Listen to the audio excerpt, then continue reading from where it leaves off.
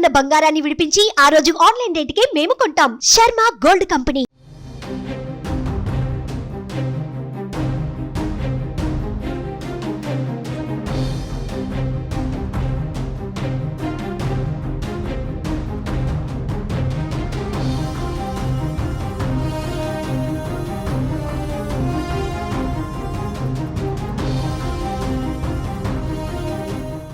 ఆంధ్రప్రదేశ్ను వరుణుడు వేయటం లేదు. తుఫాన్లు, వాయుగుండాలు వరుస పెట్టొస్తున్నాయి. తాజాగా మరో అల్పపీడనం ప్రభావంతో మరోసారి రాష్ట్రానికి వర్ష సూచన వచ్చింది.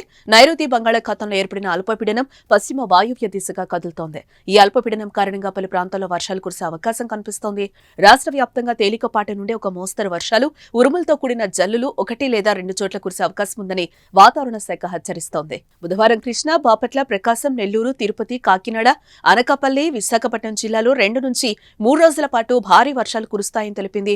ఈ మేరకు కాకినాడ, అనకాపల్లి, విశాఖపట్నం జిల్లాలకు ఆరెంజ్ అలర్ట్ జారీ కాగా, అలాగే కృష్ణా, బాపట్ల, ప్రకాశం, విజయనగరం జిల్లాలకు ఎల్లో అలర్ట్ ను జారీ చేసింది.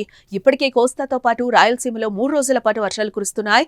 కృష్ణా జిల్లాలో కూడా పలు ప్రాంతాల్లో మంగళవారం సాయంత్రం నుంచి వర్షాలు పడుతున్నాయి. అయితే బుధ, గురువారాల్లో ఎక్కువగా ఉత్తరాంధ్ర జిల్లాలో భారీ వర్షాలకు అవకాశం ఉందని అధికారులు అంచనా వేస్తున్న పరిస్థితి కనిపిస్తోంది. ఈ అల్పపీడనం కారణంగా దక్షిణ కోస్తా తీరంలో గంటకు గాలులు గరిష్టంగా 55 కిలోమీటర్ల వేగంతో వీస్తాయని ప్రజలు అప్రమత్తంగా ఉండాలని సూచించారు. మత్స్యకారులు వేటకు వెళ్లొద్దని తెలిపారు. అన్ని జిల్లాల ఉన్నతాధికారులతో పాటు తూర్పు కోస్తా, దక్షిణ మధ్య రైల్వే ఉన్నతాధికారులను అప్రమత్తంగా ఉండాలని సూచించారు. తాజా వర్ష సూచనతో రైతులు మరొకసారి ఆందోళనకు గురవుతున్నారు. చేతికొచ్చిన పంటను కోసి రైతులు పొలంలో వేసుంచారు. మరికొందరు ధాన్యం కళ్లల్లో ఉన్నాయి. ఇలాంటి టైంలో వర్షాలు కలవరపెడుతున్నాయి. ఇప్పటికే అక్టోబర్లో దానా తుఫాన్, నవంబర్లో ఫెంగల్ తుఫాన్ రైతన్నలకు తీవ్ర నష్టం చేసింది. మళ్లీ ఇప్పుడు భయపెడుతోంది. చేతికొచ్చిన పంట వరుణుడి పాలవుతోందంటూ ఆవేదన వ్యక్తం చేస్తున్నారు.